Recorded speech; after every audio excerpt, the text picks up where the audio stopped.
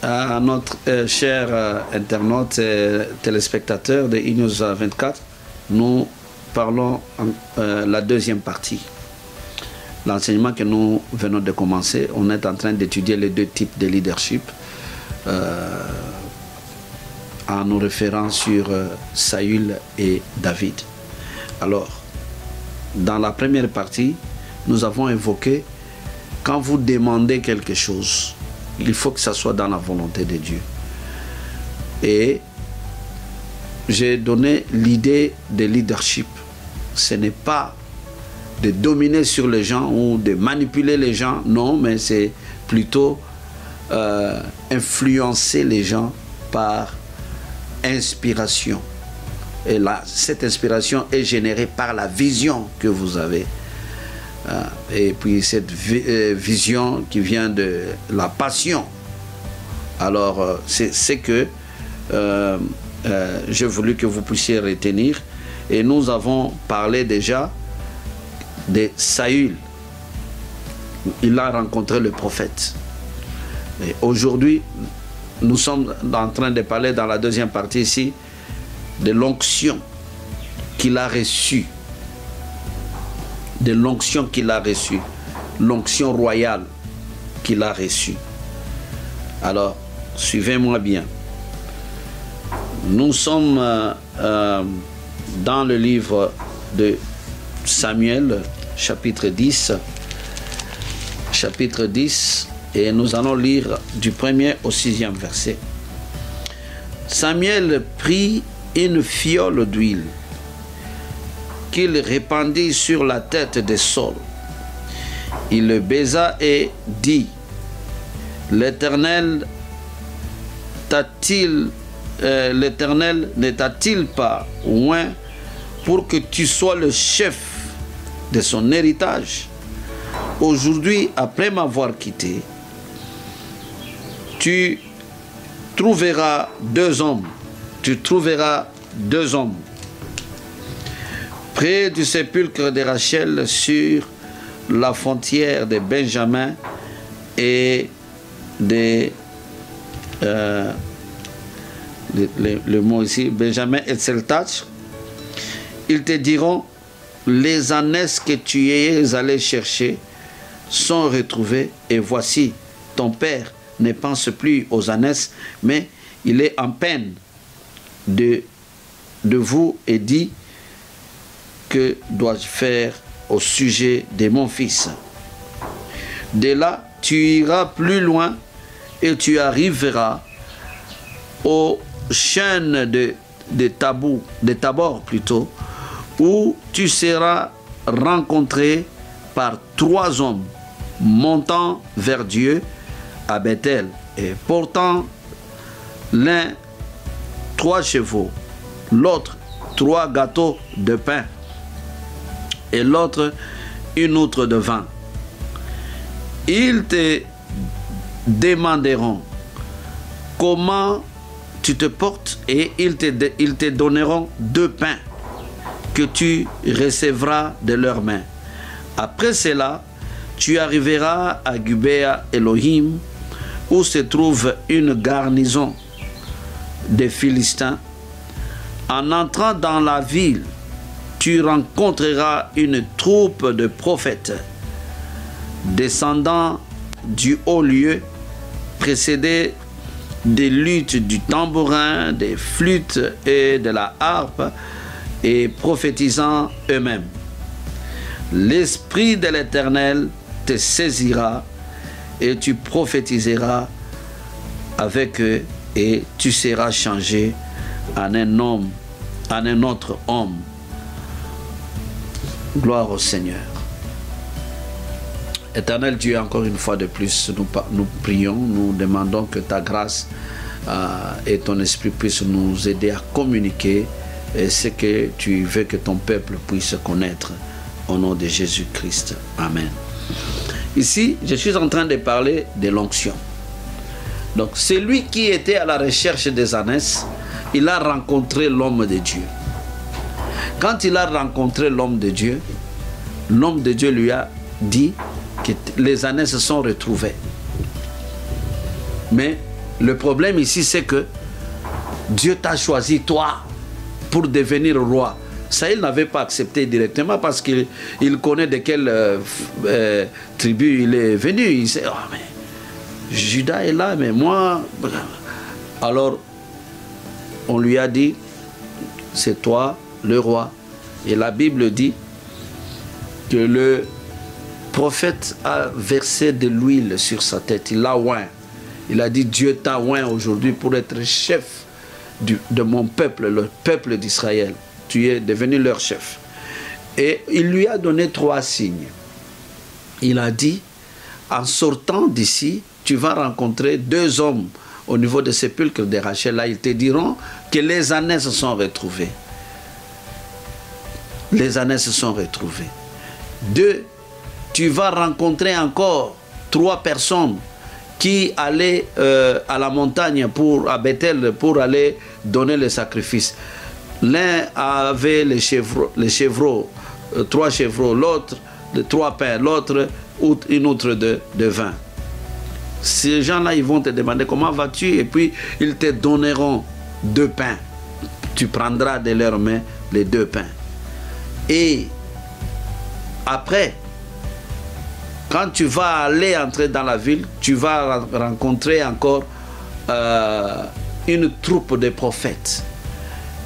Alors, ils seront en train de descendre de la montagne, mais accompagnés de musiciens qui jouaient des instruments. Et tu vas joindre ce groupe-là. Et quand tu joins ce groupe, et tu vas te retrouver que tu seras transformé en un autre homme. Ici, c'est là que je voudrais parler, bien-aimés dans le Seigneur. Vous savez, quand vous recevez l'onction de Dieu, les choses normalement doivent se passer dans la vie. Dans votre vie, il y a des choses nouvelles qui vont se manifester quand vous recevez de l'onction. Ici, le prophète lui a prédit et le prophète lui a dit ce qu'il va rencontrer sur son chemin. Effectivement, Saül est allé, il a rencontré exactement tel que le prophète lui avait dit. Donc, il était à la recherche des ânesses qui étaient égarées. Après avoir rencontré l'homme de Dieu, il a retrouvé. Donc, il a eu la solution. On lui a dit, des années s'étaient retrouvées. Des années s'étaient retrouvées. Alors, ici, moi, je suis en train de vous dire, Dieu a mis des serviteurs. Il a mis ses serviteurs dans nos vies. Ce n'est pas pour rien. Vous pouvez avoir toutes les habiletés, vous pouvez avoir de l'intelligence, vous pouvez avoir beaucoup d'argent, mais dans la vie, il ne faut jamais ignorer les hommes de Dieu que Dieu a établis à vos côtés.